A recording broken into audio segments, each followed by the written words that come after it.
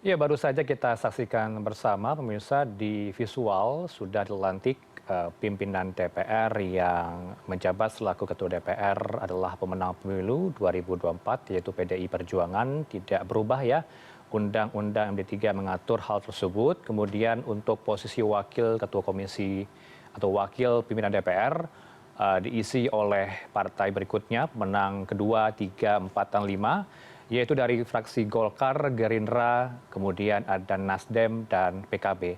Untuk Golkar ada nama Adis Kadir, berikutnya ada dari Gerindra Sufmi Dasko Ahmad, dan untuk Nasdem wakil pimpinan DPR-nya adalah Saad Mustafa, wakil Ketua DPR dari PKB Cucun Syahrizal.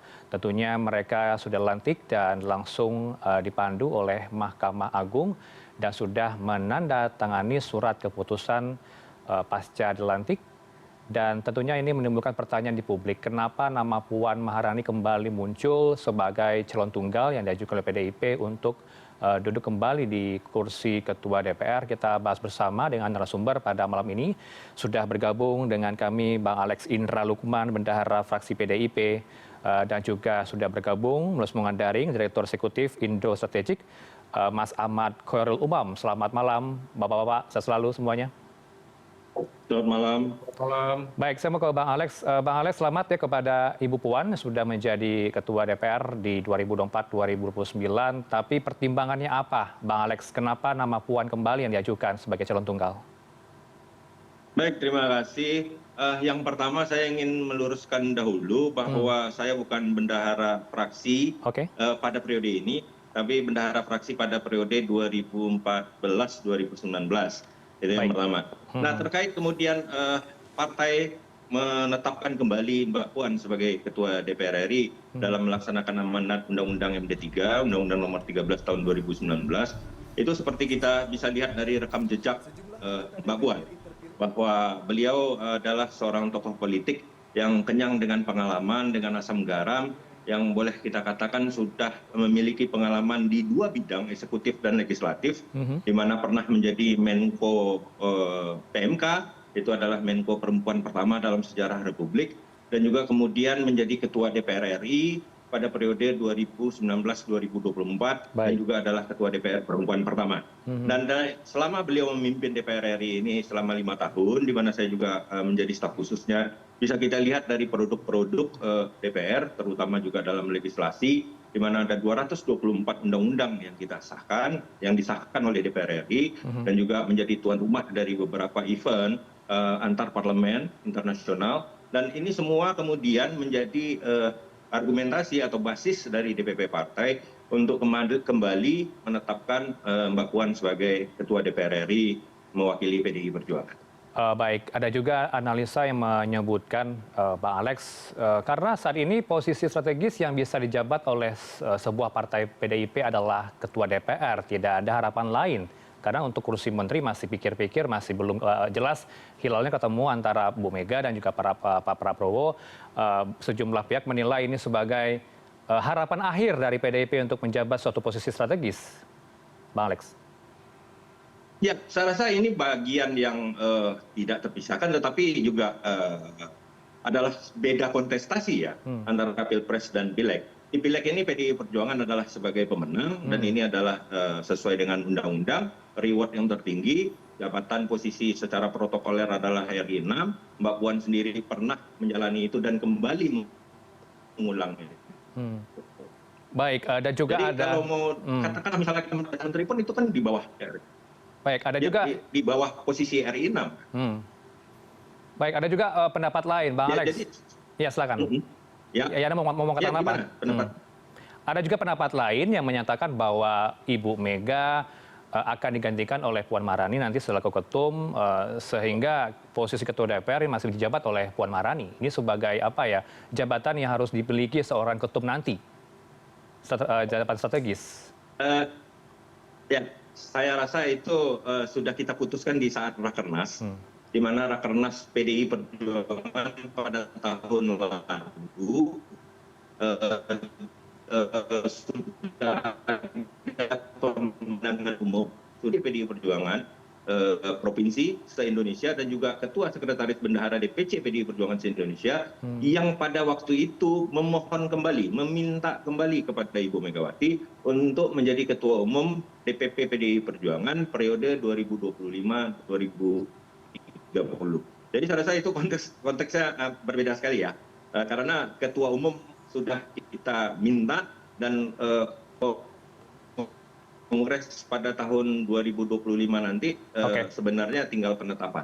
Saya mau ke Mas Umam. Mas Umam, bagaimana membacanya Mas Umam? Apakah dengan adanya konfigurasi politik yang ada di DPR, ini akan berdampak nanti terhadap fungsi legislasi? Karena kalau kita lihat komposisinya ini sangat gemuk sekali untuk pendukung pemerintah, tidak ada oposisi nanti. Ya, posisi terkait dengan konteks oposisi tentu akan ditentukan oleh PDIP dalam forum kongres. Tetapi memang per hari ini belum ada tanda-tanda yang menunjukkan bahwa PDIP akan secara tegas mengambil sikap oposisi ataupun akan bergabung dengan pemerintahan. Nah, oleh karena itu ke depan memang semua ini akan menjadi proses negosiasi dan juga kompromi antara PDIP dengan pemerintahan baru di bawah kepemimpinan Prabowo Gibran. Tetapi posisinya sangat berbeda. Memang Undang-Undang MD3 tidak diubah, itu sudah menjadi bagian dari sebuah proses negosiasi dan juga kompromi politik yang ada. Tetapi posisi dari PDIP per hari ini, Mbak Puan sebagai representasi dari kekuatan PDIP di DPR, memang menjadi pemenang di pemilu 2024 dan saat ini dilantik menjadi ketua DPR. Tetapi posisi dari Mbak Puan sebagai ketua DPR saat ini menjalankan posisi sebagai kekuatan.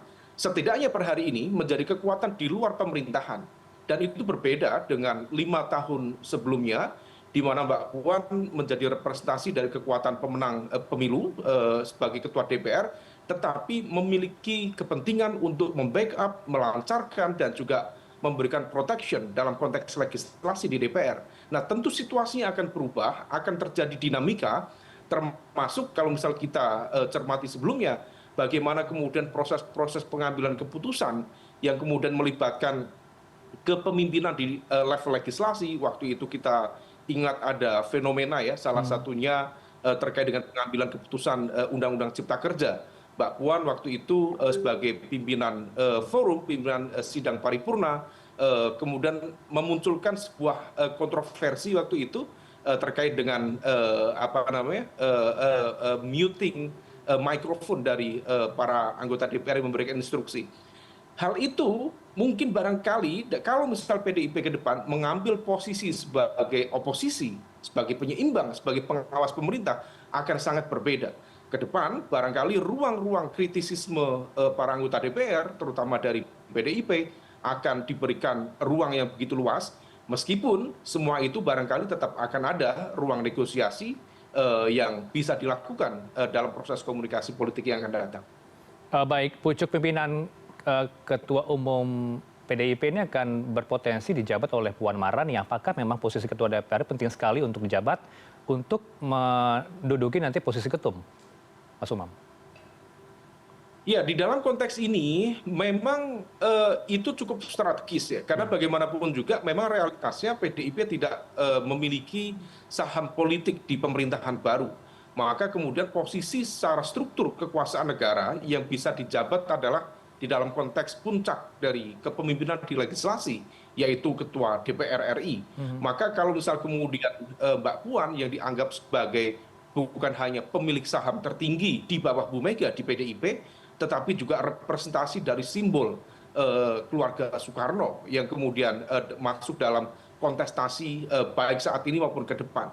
Nah, kalau misal kemudian nanti memang akan ada regenerasi di internal PDIP, apakah Bu Mega akan memberikan kepada Mbak Puan atau kepada yang lain, tetapi sinyal pernah disampaikan oleh Bu Mega terkait dengan guyonan Bu Mega untuk gantian posisi, rasa-rasanya memang akan diberikan kepada Puan Maharani. Nah, kalau sebagai proses bridging kepemimpinan dengan tanggung jawab yang besar, dengan exercise kekuasaan yang besar, maka posisi Ketua DPR 2 periode rasa-rasanya cukup memadai untuk menyiapkan seorang Puan Maharani sebagai ketua umum partai yang memiliki akar dan juga garis militansi ideologi yang cukup kuat di Indonesia.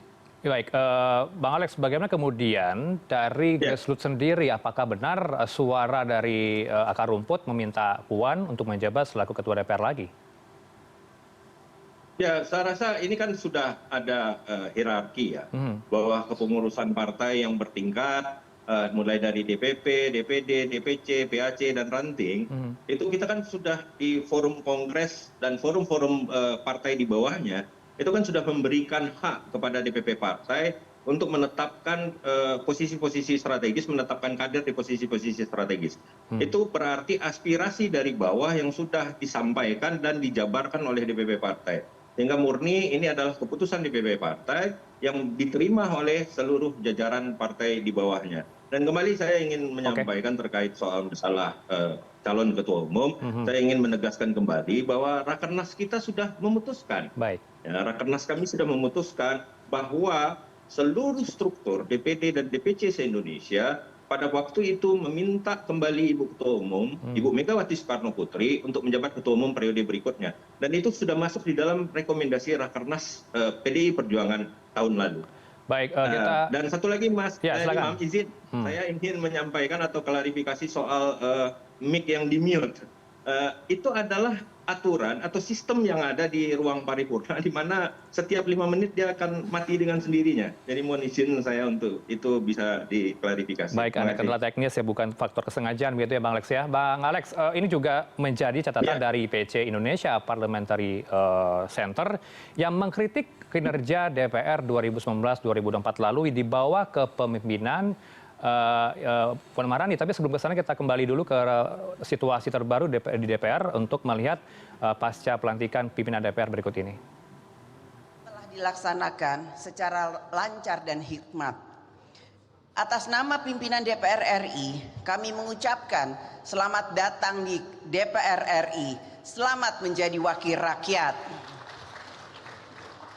Marilah kita jalankan amanat rakyat dengan penuh tanggung jawab dan dedikasi untuk kesejahteraan rakyat. Berdasarkan pasal 427D Undang-Undang Nomor 2 Tahun 2018 tentang perubahan kedua atas Undang-Undang Nomor 17 Tahun 2014 tentang MPR, DPR, DPD dan DPRD, mekanisme pemilihan pimpinan DPR RI periode 2024-2029 dilaksanakan berdasarkan urutan perolehan kursi terbanyak di DPR RI. Ketua DPR RI adalah anggota DPR RI yang berasal dari partai politik yang memperoleh kursi terbanyak pertama. Selanjutnya, Wakil Ketua DPR RI adalah anggota DPR RI yang berasal dari partai politik yang memperoleh kursi terbanyak kedua, ketiga, keempat, dan kelima. Menindaklanjuti peraturan perundang-undangan tersebut, maka alhamdulillah telah terpilih pimpinan DPR RI, yaitu alhamdulillah saya sendiri Puan Maharani dari fraksi Partai Demokrasi Indonesia Perjuangan. Kemudian Saudara Adis Kadir dari fraksi Partai Golongan Karya. Selanjutnya, Saudara Sufmi Dasko Ahmad dari fraksi Partai Gerakan Indonesia Raya. Selanjutnya, Saudara Cucun Ahmad Syamsurizal dari fraksi Partai Kebangkitan Bangsa. Dan selanjutnya, Saudara Saan Mustafa dari fraksi Partai Nasional Demokrat. Kami secara kolektif kolegial dalam kurun waktu 5 tahun ke depan, sejak tanggal 1 Oktober 2024 hingga 30 September 2029 akan mengkoordinasikan dan mensinergikan seluruh pelaksanaan agenda dan materi kegiatan dari alat kelengkapan DPR RI. Koordinasi dan sinergi tersebut akan diarahkan agar seluruh anggota DPR RI dan AKD DPR RI menjalankan fungsi legislasi, anggaran, pengawasan, dan diplomasi secara efektif. Kami, pimpinan DPR RI, secara kolektif kolegial akan memimpin dengan mengutamakan kerja bersama, gotong royong, membangun komunikasi lintas fraksi, lintas komisi, dan Badan AKD DPR RI untuk mencapai kebersamaan. Kebersamaan bukan berarti semua serba sama, akan tetapi titik temu yang sama bagi mewujudkan kepentingan bangsa dan negara. Anggota DPR RI berasal dari berbagai latar belakang yang berbeda-beda, partai yang berbeda, daerah yang berbeda, beragam profesi, beragam tingkat pendidikan, beragam budaya, juga beragam gaya bicara. Ada yang keras, ada yang lugas, ada yang berpantun, ada juga yang alon-alon asal kelakon. Anggota DPR RI juga ada yang sudah 2 periode, 3 periode, bahkan ada yang lebih lama menjadi wakil rakyat. Oleh karena itu, kita harus saling menghargai dan menghormati perbedaan-perbedaan tersebut. Sebagai anggota DPR RI, kita harus dapat mempersatukan perbedaan dalam semangat gotong royong yang berbineka tunggal ika, mendapatkan titik temu yang sama bagi kepentingan bangsa dan negara. Karena tugas kita selanjutnya sebagai anggota DPR RI adalah harus mempersatukan rakyat dalam kerja bersama membangun Indonesia. Sidang Dewan yang terhormat, setiap pemilu selesai dilaksanakan dan rakyat telah memilih wakil-wakilnya, maka selalu disertai dengan harapan rakyat bahwa ke depan kekuasaan yang diberikan rakyat kepada kita, anggota DPR RI, dapat digunakan untuk merubah kehidupan rakyat yang semakin sejahtera. Menjadi tugas dan tanggung jawab kita, seluruh anggota DPR RI, untuk dapat menjalankan amanat rakyat dengan sebaik-baiknya. Ke depan, bangsa dan negara kita menghadapi berbagai tantangan dalam membangun Indonesia. Kita memiliki sejumlah permasalahan struktural yang harus diselesaikan, antara lain masalah struktural kualitas sumber daya manusia, kedaulatan pangan, energi, industri nasional, UMKM, ketimpangan nasional, kemiskinan, dan lain sebagainya. Kita juga menghadapi ketidakpastian gejolak ekonomi global dan geopolitik global. Kita juga menghadapi perekonomian nasional yang masih dalam pemulihan.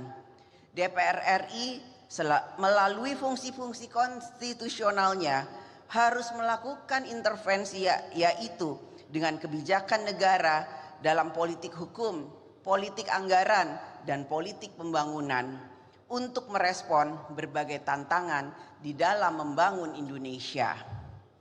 AKD DPR RI, komisi, dan badan memiliki tugas tertentu dalam fungsi legislasi, anggaran, pengawasan, dan diplomasi.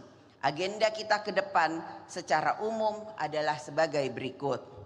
Agenda legislasi DPR RI bersama pemerintah adalah membentuk undang-undang yang dapat mengatur kehidupan rakyat dalam bidang politik, ekonomi, sosial, budaya, religi, dan lain sebagainya.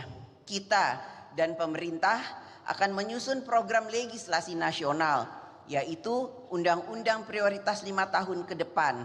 Kita dan pemerintah dalam membentuk undang-undang diharapkan selalu mengutamakan kepentingan bangsa dan pemerintah, mengatur kemudahan-kemudahan dalam urusan rakyat. Agenda dalam menjalankan fungsi anggaran DPR RI adalah memastikan kebijakan dan program pada APBN dapat berjalan efektif dalam meningkatkan kesejahteraan rakyat, menjalankan pembangunan di segala bidang, dan pemerataan pembangunan di daerah. Terhadap perubahan-perubahan kementerian di pemerintahan, DPR RI sesuai dengan Undang-Undang APBN tahun anggaran 2025 bersama pemerintah akan kembali membahas perubahan dan penyesuaian program dan kementeriannya.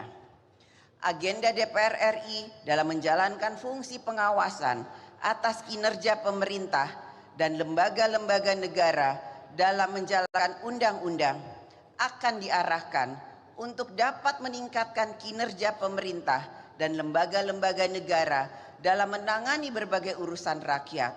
Semua urusan rakyat menjadi mudah. Kemudahan mendapatkan pelayanan kesehatan, pendidikan, bantuan sosial, pemberdayaan, transportasi, dan lain sebagainya, sehingga hidup rakyat semakin sejahtera. Agenda diplomasi DPR RI diarahkan untuk memperkuat posisi politik luar negeri Indonesia dalam memperjuangkan kepentingan nasional. DPR RI akan mengambil peran dalam forum-forum parlemen regional maupun bilateral. Peran diplomasi ini akan dilakukan juga oleh seluruh DPR RI melalui kegiatan grup kerjasama bilateral antar parlemen. Agenda dalam fungsi legislasi, anggaran, pengawasan, dan diplomasi tersebut secara lebih terinci akan ditetapkan kemudian oleh setiap komisi dan badan. AKD DPR RI setelah seluruh komisi dan badan AKD DPR RI terbentuk, dan tentu saja agenda-agenda kerja AKD DPR RI juga menunggu terbentuknya pemerintahan dan kabinet yang baru. Kerja-kerja kita sebagai anggota DPR RI harus mengutamakan kerja bersama, bergotong royong. Kita tidak mungkin bekerja sendiri. Pengambilan keputusan kebijakan negara tidak mungkin diputuskan sendiri. Kita harus bersama dengan anggota DPR RI lainnya dalam menjalankan fungsi legislasi, anggaran, pengawasan, dan peran diplomasi. Mekanisme kerja di setiap AKD DPR RI adalah penetapan kebijakan negara. Ya, kita masih saksikan bersama tadi pernyataan dari Ketua DPR RI 2024-2029 yang baru saja dilantik, Puan Maharani, dalam pidato sambutannya menyebutkan tetap memperkuat fungsi pengawasan, anggaran, legislasi dalam diplomasi dengan mitra kerja nanti untuk 5 tahun ke depan. Kita kembali ke dialog dengan narasumber Bang Alex dan juga Mas Umam. Bang Alex tadi sempat bertanya soal kritik IPC. Poin-poin yang bisa saya sebutkan adalah bagaimana kemudian kritikan ini bisa membangun ke depannya. Yang pertama adalah DPR periode 2019-2024 minim oposisi yang kritis terhadap pemerintah, Bang Alex. Kemudian catatan kedua adalah pelaksanaan anggaran juga tidak menunjukkan kemajuan dalam negosiasi APBN untuk pelayanan publik. Ini yang terakhir, Bang Alex, MKD tidak cukup kuat dalam memberikan sanksi etik kepada anggota Dewan. Bagaimana kemudian nanti Puan Maharani bisa menjawab hal ini? Bang Alex. Ya, saya rasa kita harus memahami.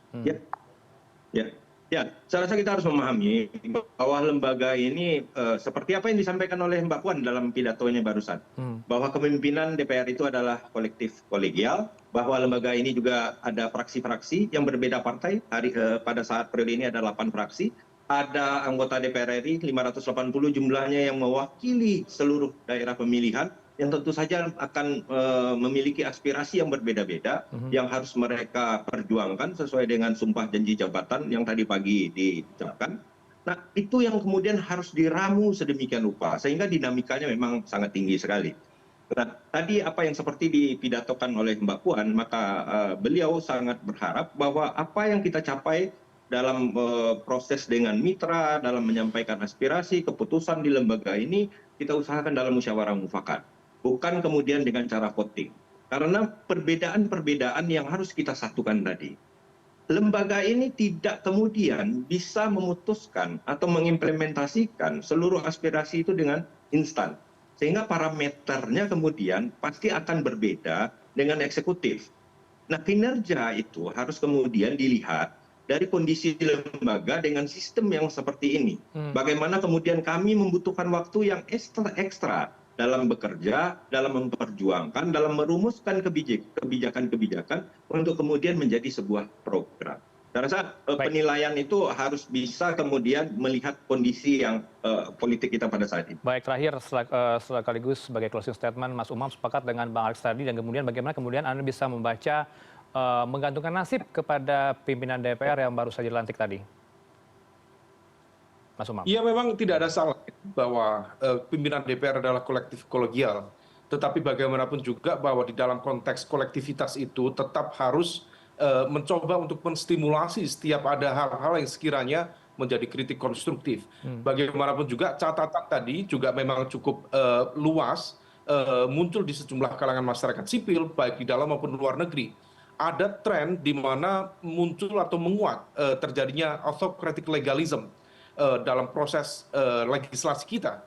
Memang ini bukan menjadi satu-satunya yang di-blaming adalah DPR, tetapi ini adalah produk dari relasi kekuasaan yang cenderung memperkuat. Dalam konteks ini adalah majoritarian presidentialism.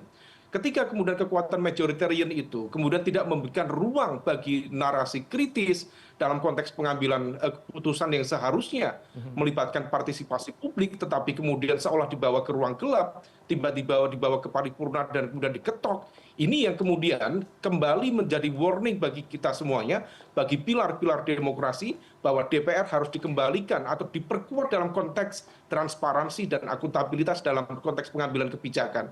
Nah, oleh karena itu, catatan dari 5 tahun atau 10 tahun periode pemerintahan sebelumnya harus menjadi catatan konstruktif ke depan supaya kemudian menghasilkan bukan hanya produk legislasi, tetapi juga proses pengawasan. Tadi Mbak Puan menyampaikan tentang fungsi pengawasan. Rasa-rasanya fungsi pengawasan masih relatif cukup terbatas disampaikan oleh DPR, terutama dalam ruang relasi kekuasaan yang kooptatif, yang seolah kemudian yang berada di dalam pemerintahan harus tunduk, harus disiplin, dan tidak boleh menyuarakan hal-hal yang sifatnya kritis, meskipun itu tidak pasti destruktif, tetapi juga bisa sifatnya yang konstruktif ke depan.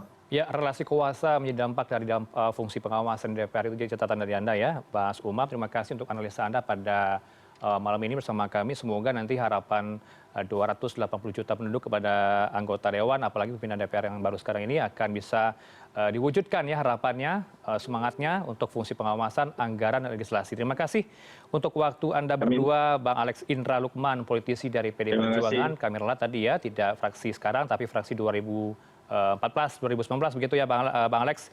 Kemudian dari pengamat ada Ahmad Khoirul Umam, Direktur Eksekutif dari Indro Strategik. Selamat malam Bapak-Bapak. Assalamualaikum. Waalaikumsalam.